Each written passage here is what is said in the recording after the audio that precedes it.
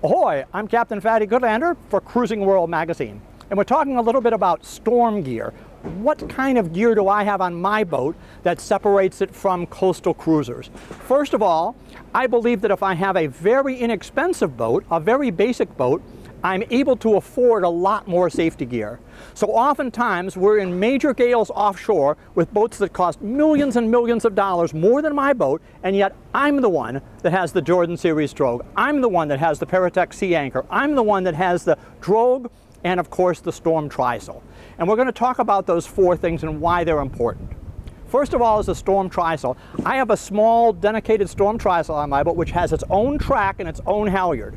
It's only 100 square feet. You cannot blow this out. You can blow the mast out, you can broach, you can pitch pole, you can die, but at the end of that process, that Storm Trysail is going to be perfect. And it allows me to use the boat hove to in extreme weather and just let her be hove to for 72 hours or 96 hours or whatever it takes for the storm to pass.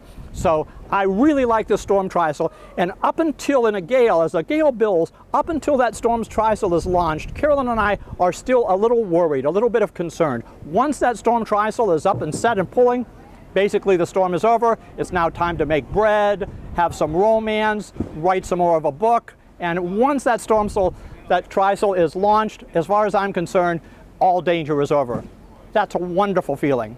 Now, of course, if it builds and keeps building, I have two choices. One, I can put out my Paratech Sea Anchor off the bow. Once that sea anchor is deployed, I feel that the boat is perfectly safe.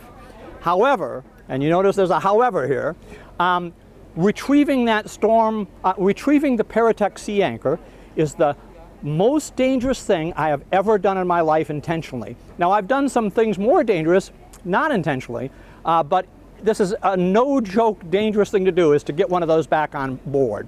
Now, everyone that sells you one will say it's easy, and yet it's not easy. Believe me, I'm not selling you one. Okay, the other thing here is a Jordan Series drogue. And I towed that off the transom. It has 134 cones. Carolyn made it, my wife. It can be made very inexpensively. It's specifically not patented by its designer so that more and more people can use it. And I use this to run dead downwind. Oftentimes I want to keep making progress downwind, and there's various reasons why it is often better than the Paratech Sea Anchor. But it's completely different because the Paratech Sea Anchor is kind of like having an anchor or being anchored to granite and off the bow, whereas this is towing it slow speed downwind. Now, people might say, gee, that's a little excessive, Fatty. I know a guy that circumnavigated, he didn't have any of that stuff. Absolutely. You cannot have that stuff. You can go with a double reef main or even a triple reef main. The fact of the matter is, I want to be the boat out there who is the safest. I want to be the boat out there that even though my boat costs $3,000, I have $20,000 worth of safety gear and the knowledge to deploy it. And I have more options.